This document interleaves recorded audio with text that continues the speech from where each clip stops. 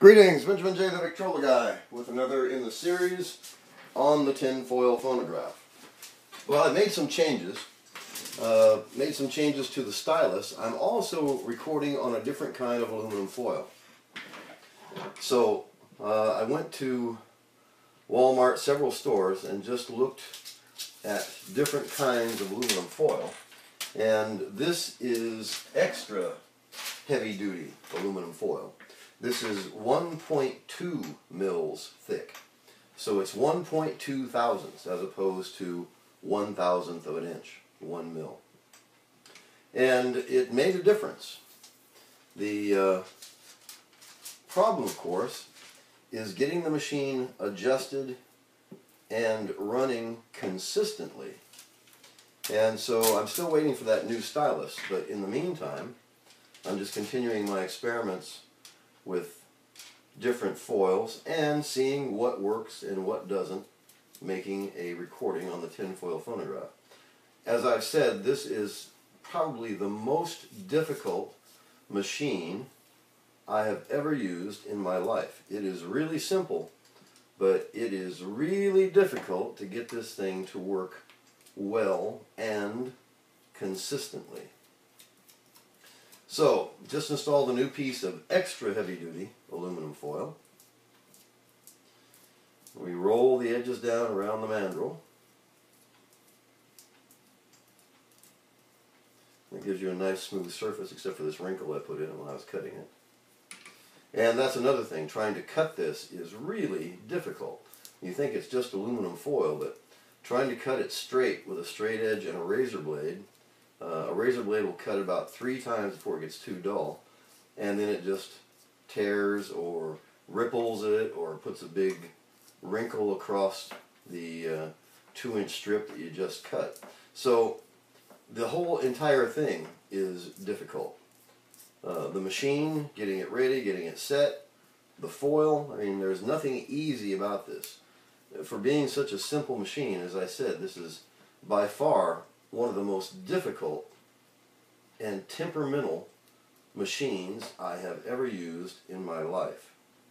Okay, we've got the foil on the mandrel. This is extra heavy-duty aluminum foil. And it's surprisingly quiet, which is one of the nice things about it. It has very little surface noise. Okay, we're right in the second groove, which gives us virtually the entire mandrel to use. And it's only 2 inches, so it's difficult to do these recordings just because of the time involved in doing the next recording. And just to save some time, I'm going to be recording with the 8-inch recording horn. So, here we go. See how this works. Another rendition of Mary Had a Little Lamb, of course. And let's see what kind of recording we can get on heavy-duty aluminum foil. Extra heavy-duty aluminum foil. Hello, hello, hello! Mary had a little lamb. Its fleece was white as snow. And everywhere that Mary went, the lamb was sure to go. Ha, ha, ha! All right. Well, we've got really great modulation. So let's rewind the machine back to its starting point.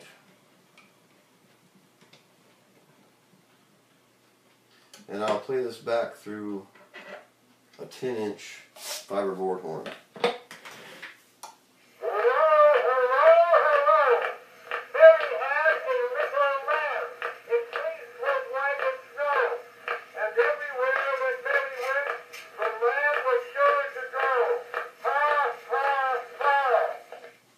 Alright, still a bit of noise, but better.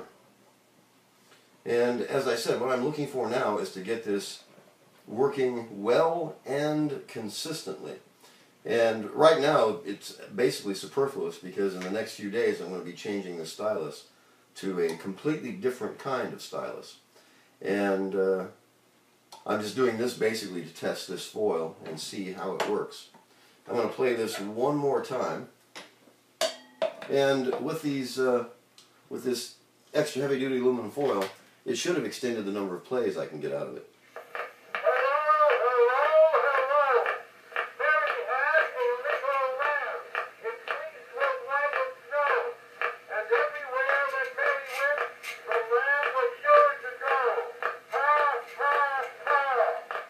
Alright, so making some progress.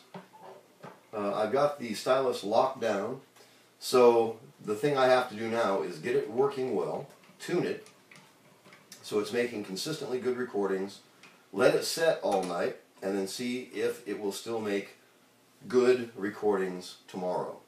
I can't tell you the number of times I've got this machine tuned, and it's making some pretty decent recordings. I mean, this is an 1878 tinfoil phonograph recording on aluminum foil, and the recordings are not bad. I mean, that wasn't a bad recording considering this is a tinfoil phonograph. The problem I've had is getting it to work consistently over a period of days.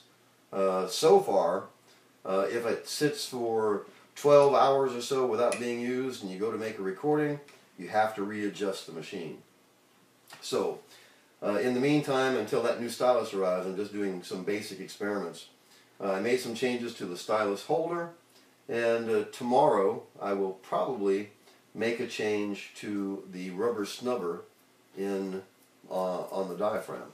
I did a video earlier today on the sound box, how it works. It's really basic, and as I said, the problem is not getting it to work. It's getting it to work consistently. That's the problem.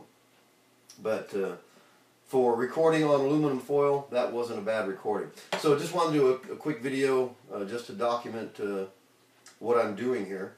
And hopefully over the next few days when that new stylus arrives, it'll open new doors. I'm really confident that it's going to make a tremendous difference in how this machine operates.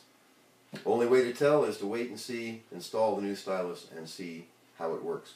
So, as always, if you have any questions, feel free to drop me an email, TheVictrolaGuy@gmail.com. I've got the new channel dedicated to the tinfoil phonograph. So, hopefully, in the next few days, we'll be cranking out some really, really decent tinfoil recordings. So, until then, if you have any questions about recording on tinfoil or anything I've covered in my YouTube series, feel free to drop me an email. TheVictrolaGuy@gmail.com. And as always, thank you for watching.